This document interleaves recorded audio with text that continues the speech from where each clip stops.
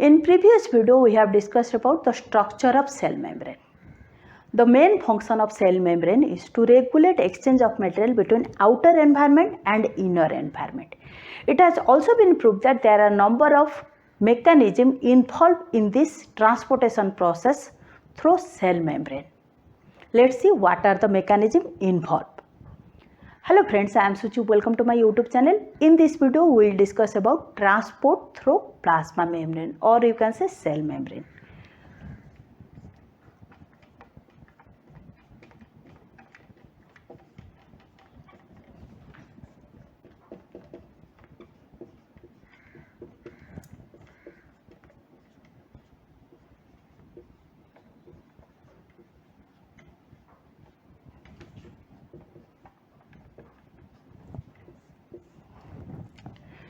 Transport through cell membrane classified into two types. One is transmembrane transport.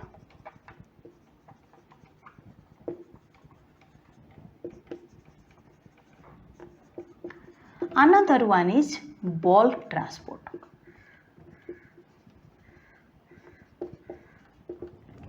In transmembrane transport, membrane plays very important role, and it is deciding which molecule or material or substance or ion will pass into the cell or leave the cell. But in bulk transport case, larger quantity of molecule or bulk quantity of small molecule are passing through cell membrane by utilizing vesicles. In transmembrane transport case, by utilizing of energy, on basis of that, this transmembrane transport is classified or grouped into two types. One is passive transport, another one is active transport. In passive transport case, process doesn't require any energy to carry out.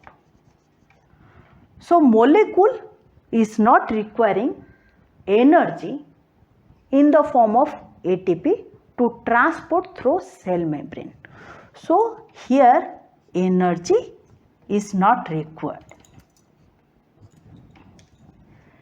In this process, molecule moves from higher concentration to lower concentration,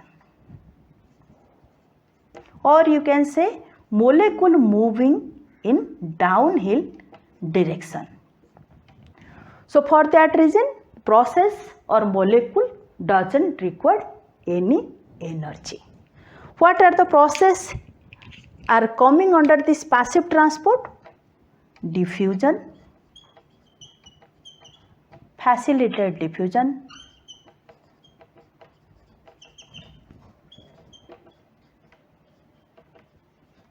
and osmosis. Here I am writing osmosis. But in active transport case, molecule requiring energy, or you can say energy is utilizing in this process to transport molecule through cell membrane. So here energy is required.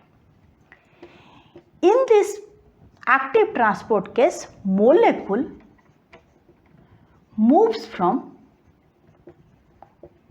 lower concentration to higher concentration. So here molecule is moving against the concentration gradient, or you can say here molecule is moving uphill direction. So for that reason, here molecule is requiring energy in the form of ATP. This active transport is of two types. One is primary active transport,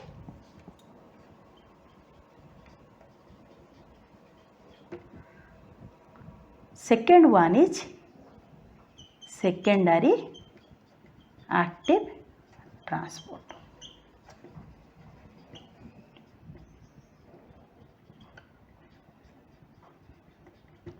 Then come to here, in bulk transport case, larger number of molecule or bulk quantity of small molecule are passing through cell membrane by utilizing vesicles, but this process also requiring energy.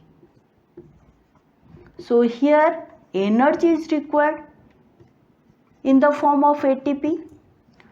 This bulk transport also coming under active transport, but here vesicle is utilizing by molecule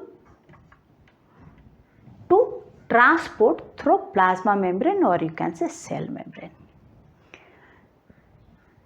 There are number of processes coming under this bulk transport. One is endocytosis. Second one is exocytosis, which is just opposite to this endocytosis. Phagocytosis, pinocytosis, and fifth one is carrier mediated transport.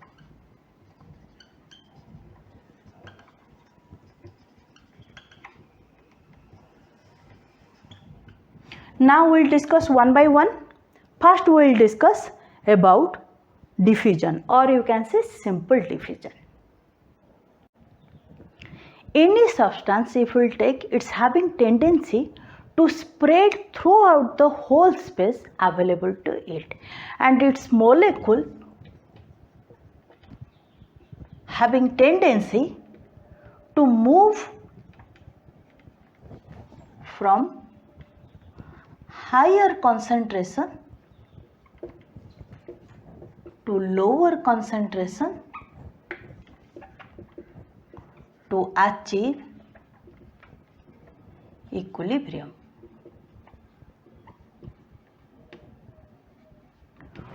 To make you understand, first we will take one container which is having two chambers, both the chambers separated from each other by a membrane. This one is a membrane which is permeable in nature. This one is chamber A and this one is chamber B. In both the chamber we will take water, and here we will add sugar. In chamber A we will add 3 spoons of sugar. In chamber B we will add 1 spoon of sugar. So in chamber A you will find more sugar as solute particle compared to chamber B, because here you have added more sugar and here you have added in chamber B less spoon of sugar. So you will find here less solute particle. If we will take number wise, suppose here you have seen 500 number of solute particle. Here you have got 200 number of solute particle. So here you will find more solute particle. So now this solute particle will try to diffuse through this membrane to other side to achieve equilibrium and spread throughout the container. So now the solute particle of chamber A will try to diffuse.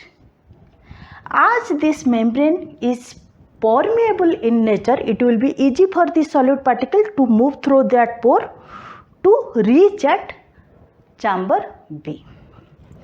When solute particle will move from chamber A to chamber B, and when both the side of container will get equal number of solute particles. Suppose here some solute particle move, and when you will get equal number of solute particle at both the sides, suppose 150 number of solute particle move, and here you got 350 number of solute particle. After moving this number of solute particle, here you have got 350 number of solute particle. So both the side of container having equal number of solute particle, it achieves its equilibrium.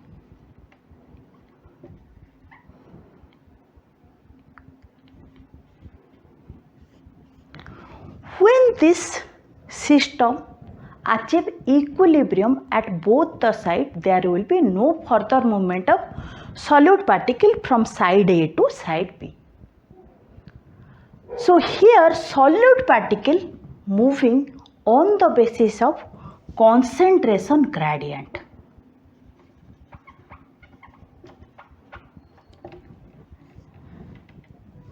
Similar way, charge particle also moving from higher concentration to lower concentration to achieve this equilibrium. If we take number wise, we can write chemical potential.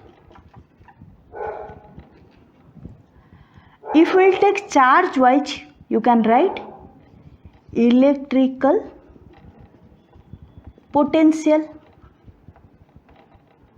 And you are having both the side having some gradient, that's why solute particle is moving from higher concentration to lower concentration. So here you can write chemical potential difference. Here if we take charge wise, you can write electrical potential difference. If we will combine both this potential difference, one new word will come, that one is electrochemical potential. So here electrochemical potential is the driving force to diffuse particle, or you can say solute particle, from higher concentration to lower concentration. This is the process of simple diffusion where there will be no require of energy. So here particle doesn't require any energy, or there is no expenditure of energy for simple diffusion process. This process is applicable for all state of matter like solid, liquid and gas, but you can observe in case of gas and liquid easily. In all biological systems, cell membrane is the outer membrane. This cell membrane having lipid bilayer, and this lipid bilayer, each lipid bilayer having polar head. These are the polar head and fatty acid tail. These are the fatty acid tail. These fatty acid tail are hydrophobic in nature. They are water hating. So molecule which can easily dissolve in water but not dissolve in lipid, they can't pass through this lipid layer, because fatty acids are hydrophobic in nature. So which molecule can pass through it? Molecule which is non-polar. Molecule which is non-polar. In nature, they can pass through this lipid bilayer because they can, so here I am writing, can easily dissolve in lipid, or you can say lipid loving substances can easily pass through this cell membrane. And gas like oxygen, carbon dioxide and other substance like ethanol, they can easily pass through this lipid bilayer because these are the gases and they can pass through cell membrane by simple diffusion process. And molecule which are small in size, so small size particle or molecule, or you can say ion, can pass through this lipid bilayer because the cell membrane is differentially permeable in nature. Due to its having permeable in nature, the small size particle can pass through it. Now we will see what are the factors influence the rate of diffusion.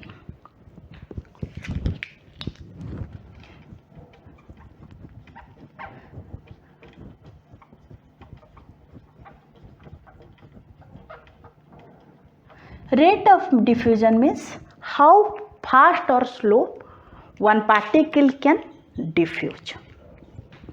Factors like temperature, pressure,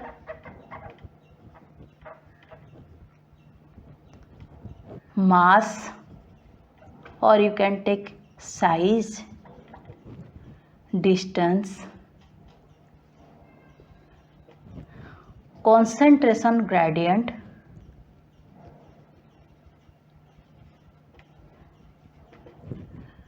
then permeability,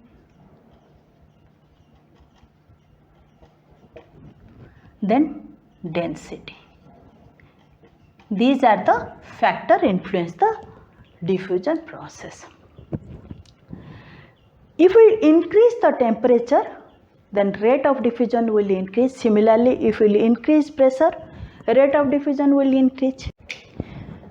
If we increase the mass of substance or solute particle, then heavier molecule will diffuse slower compared to lighter one. Similarly, if we increase the size of particle, then larger size molecule will diffuse slower compared to smaller one.